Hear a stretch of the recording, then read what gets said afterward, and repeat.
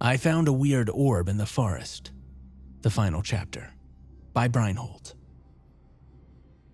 A lot of things have happened since my last post. I can't really say anything about it since it might spoil the story, but I can say that this might be the last part of my story. The last time that I mentioned that I was going to contact an old friend of mine. Let's just call him Mike. It's a fake name, by the way. Well, after sitting in the dark, afraid of falling asleep, I decided to call Mike. He didn't pick up the first time that I rang, but after about 7 times, he finally picked up.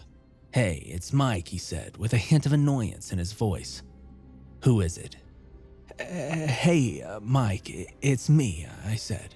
I looked over at the screaming orb on my bed, and I said, "Man, I really need your help."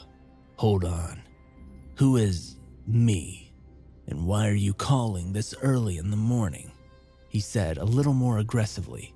I looked at my watch and I realized that it was 5 in the morning. "It's Jonas. I'm sorry to call you this early, but I really need your help," I responded, probably sounding a little more high than tired. I said, "I found this weird stone orb thing, and it's warm to the..." Whoa. Slow your horses, buddy," he said, somewhat yelling at me. "Is it really you?" "Yeah, I guess," I responded. "Wow, it's been a long time since we last talked. How are things? How's it going with you?" I cut him off before he could go any further. "I know that you probably have a lot of questions, Mike, but I really don't have time for it right now." I know that he could hear the seriousness in my voice because he stopped questioning me immediately. Like I tried saying in the beginning. Wait. Are you still interested in the supernatural?" I asked him. "Yeah, I guess," he responded. "Why do you need to know something?" I would go into detail about what I told him, but I don't want to. I basically told him that I found a weird stone/orb in the forest and that it's warm, that it vibrates and that it absorbs light. And then he laughed at me and asked if I was serious. I told him that I absolutely was serious and that I thought that he might be able to help.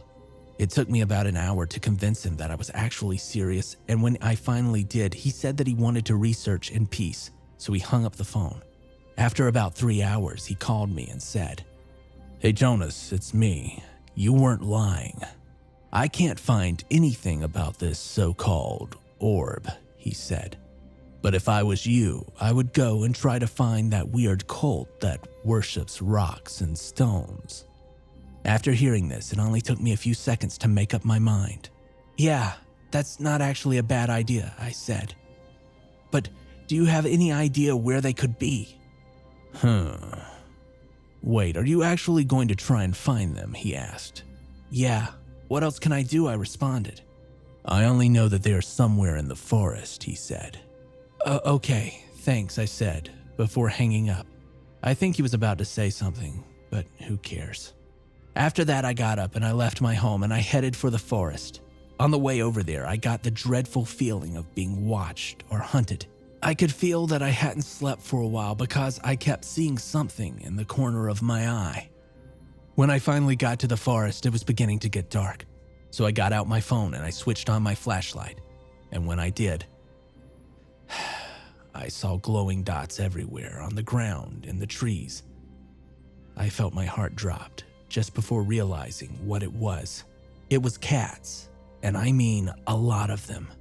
After making my way through the cats, which took about 5 minutes, I yet again was alone in the darkness of the forest, or well, not complete darkness. I did have my phone. Since I had no idea where to go, I just picked a direction and I started walking. After walking for what felt like hours, I was pretty exhausted and I thought that my family was probably beginning to get worried, so I decided to go back. The problem was that I was kind of lost. At this point, I started to panic, so I sat down on a big tree log that was nearby.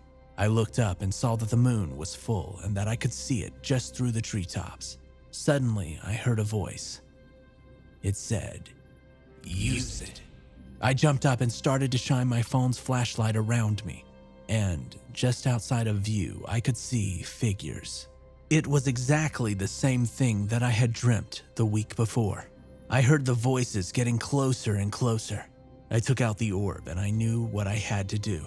I pointed it up at the sky. And just like in my dream, the stars started to slowly vanish, one after another. I heard the voices starting to laugh and I thought that this probably wasn't the right thing to do. But now it was too late for second thoughts. I felt a warm breath down my neck and then it suddenly got completely dark. I realized that the moon had gone out, or at least the reflection from the sun had stopped. And suddenly, the orb exploded with light. I felt the light burning my eyes, and then the orb cracked. That was the last thing that I remember before waking up in a hospital bed. Next to me was my mom. She told me that a forest fire had started while I was in the forest, and that's the reason that I was at the hospital. But I know what really happened.